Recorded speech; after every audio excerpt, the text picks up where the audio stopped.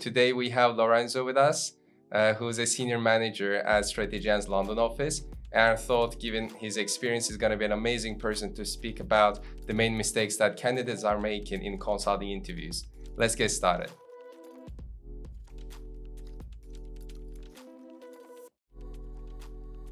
All right, Lorenzo. So today we're going to go through a couple of mistakes that candidates make. So perhaps I can first start. Based on my coaching experience, I work with about 400 people to date.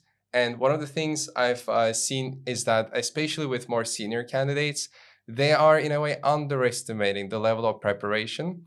I'm often contacted by them only a couple of weeks left until their interviews and they've just started. Wow. Right.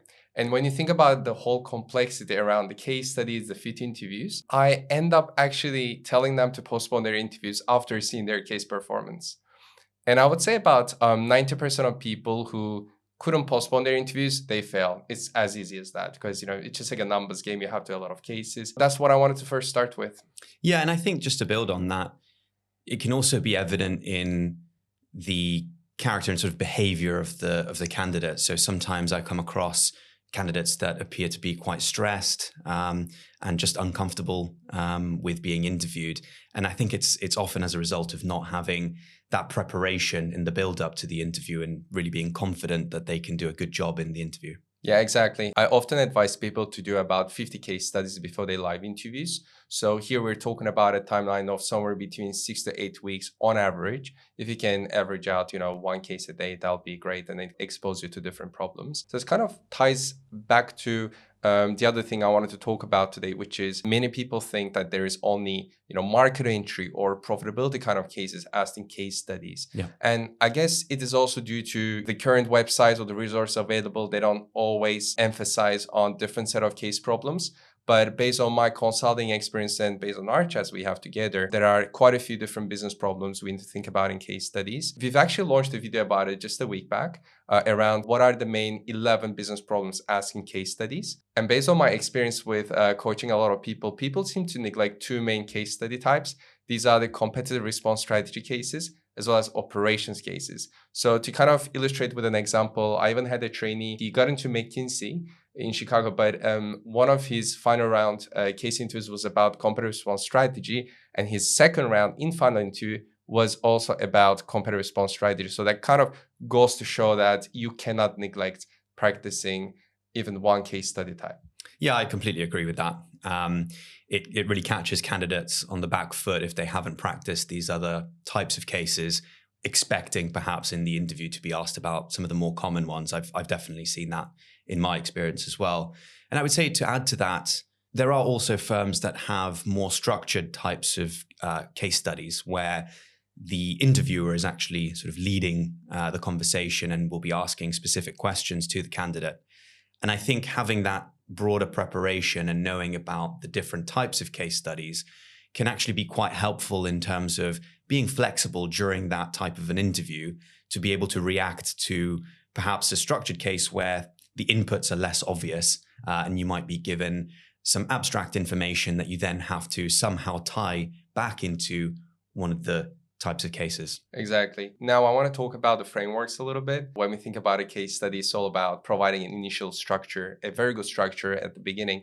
And of course, now we have a couple of different materials that people use. One of the most common ones, Victor Cheng's materials. I've used it as well 10 years ago. I think it was an amazing as a start. One of his frameworks talk about how you should talk about product, company, competition, and so on. But the problem is, as you start working in consulting, you realize that you cannot solve problems this way. That's why when I work with candidates, I do see people using Victor Cheng's style, which obviously doesn't reflect consulting. So that's problem number one.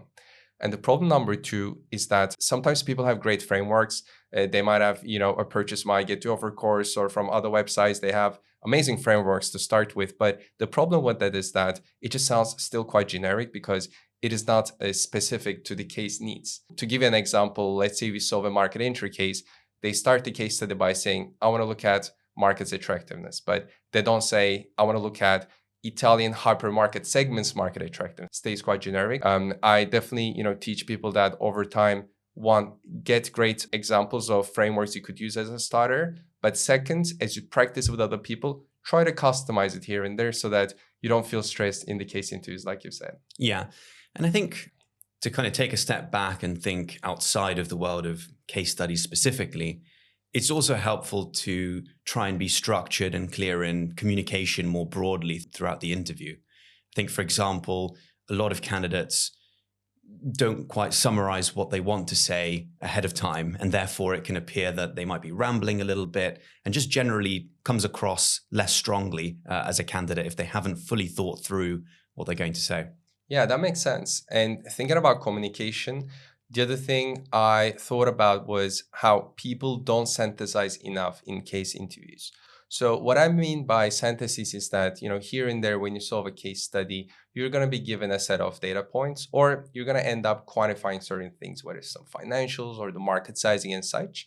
But the problem that I see with many candidates is that they ask a data point and then they just move on. So it really feels like a one-way discussion.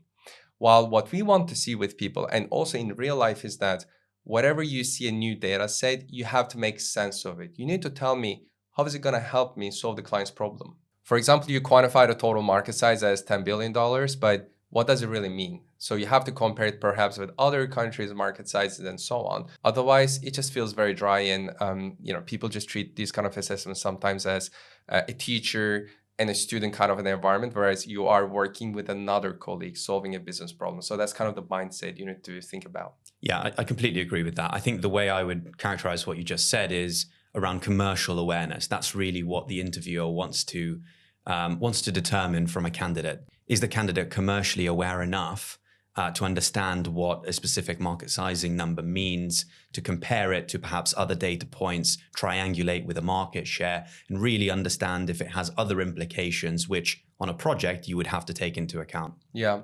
And besides case interviews, let's also briefly talk about the fit interview part as well. Usually it is the first portion of the entire assessment. And to give you an example, BCG instructs their interviewers to actually drill down into different bullet points in someone's resume. And one thing that is very interesting is, as I also support people on their fit interview preparation, not everyone knows each of those bullet points in their resume. So it's imperative that, before you actually get onto the real life interview setting, you have to go through your resume, remind yourself of your past experiences.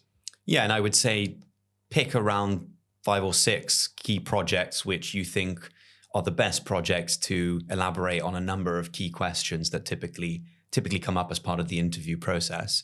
It's always good to have in the back pocket something that you can talk to very readily, rather than have to spend too much time trying to think about a good project that fits the specific question. Okay, yeah, it makes sense. I guess we've summarized pretty much everything today, right?